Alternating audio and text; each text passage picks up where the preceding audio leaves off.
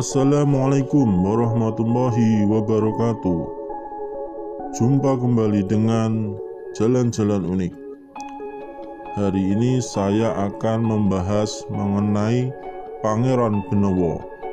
Beliau adalah putra mahkota dari Raja Pajang yang pertama, yang dikenal dengan Sultan Hadiwijaya atau Joko Tingkir. Sejak kecil dia itu sudah dipersaudarakan dengan Sutowijoyo, anak angkat ayahnya yang kemudian mendirikan Kerajaan Mataram. Pangeran Benowo ini memiliki seorang putri yang bernama Dyah Banowati yang kemudian menikah dengan Mas Jolang, putra Sutowijoyo. Dyah Banowati kemudian bergelar Ratu Mas Adi yang melahirkan Sultan Agung yang merupakan raja terbesar Mataram. Selain itu, Pangeran Benowo ini juga memiliki putra yang bernama Pangeran Radin yang kelak menurunkan Yosodipuro dan Ronggowarsito yang merupakan pujangga-pujangga besar Kasunanan Surakarta.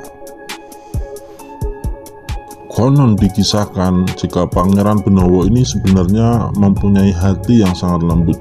Ketika ia ditugasi oleh ayahandanya Joko Tingkir untuk menyelidiki kesetiaan Sutowijoyo terhadap Pajang, beliau ditemani oleh Aryo Pamalat atau kakak iparnya yang menjadi Adipati Tuban dan Patih Monconegoro. Sutowijoyo menjamu ketiga tamunya dengan pesta. Namun putra sulung Sutowijoyo yang bernama Raden Ronggo secara tidak sengaja membunuh seorang prajurit Tuban, sehingga membuat Arya Pamalat mengajak rombongannya untuk pulang. Arya Pamalat sendiri melaporkan keburukan Sutowijoyo kepada Sultan Hadiwijaya. Namun Pangeran Benowo melaporkan sebaliknya. Dia melaporkan jika terbunuhnya prajurit Tuban itu karena ulahnya sendiri. Tetapi akhirnya tahun 1582 Sutowijoyo memerangi Pajang dan berakhir dengan kematian Hadiwijaya atau Joko Tingkir. Kematian Joko Tingkir itu membuat Pangeran Benowo itu tidak secara otomatis menjadi Raja Pajang, namun beliau disingkirkan oleh kakak iparnya yaitu Arya Pangiri atau Adipati Demak. Hal ini juga didukung oleh Sunan Kudus karena menurut silsilah Arya Pangiri ini adalah putra dari Sunan Prawoto, jadi Raja Demak yang keempat yang digulingkan atau terbunuh oleh Aryo Penangsang, sehingga Sunan Kudus mendukung Aryo Pangiri untuk menjadi Raja Pajang. Jadi secara silsilah Arya Pangiri ini yang paling tertua, yaitu berhak membawahi Raja Pajang. Pangeran Benowo sendiri kemudian menjadi Adipati Jipang Panolan.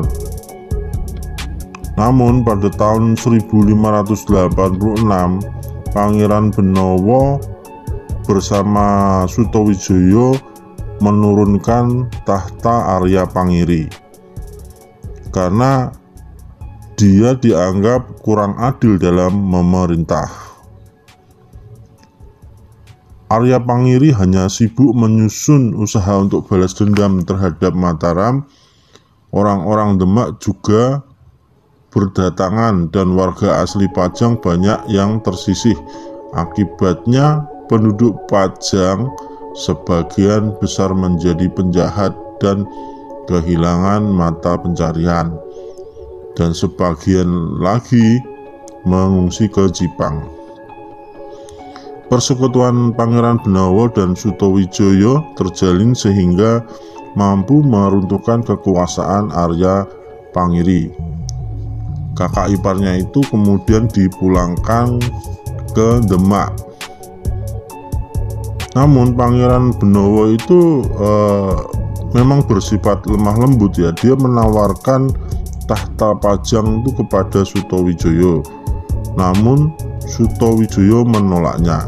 Ia hanya meminta beberapa pusaka untuk dirawat di Mataram. Sejak saat itu Pangeran Benawa naik tahta menjadi raja baru di Pajang bergelar Prabu Wijaya.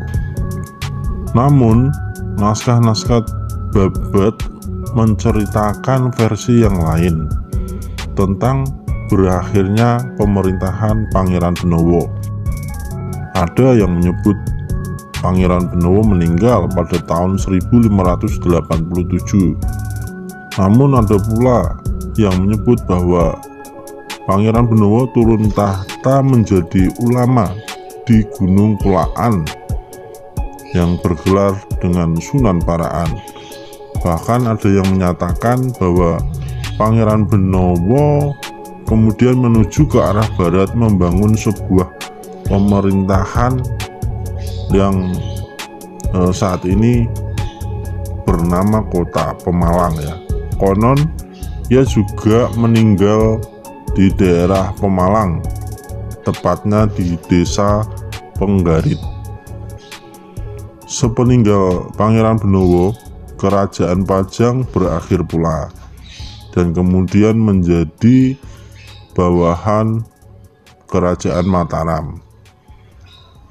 Yang diangkat menjadi bupati di Pajang adalah adik Sutowijoyo yang bernama Pangeran Gagak Baning. Setelah meninggal, Gagak Baning digantikan putranya yang bernama Pangeran Sidowini. Demikianlah sejarah mengenai Pangeran Benawa secara singkat. Jika kalian suka dengan video ini, silahkan subscribe dan tekan tombol loncengnya. Terima kasih.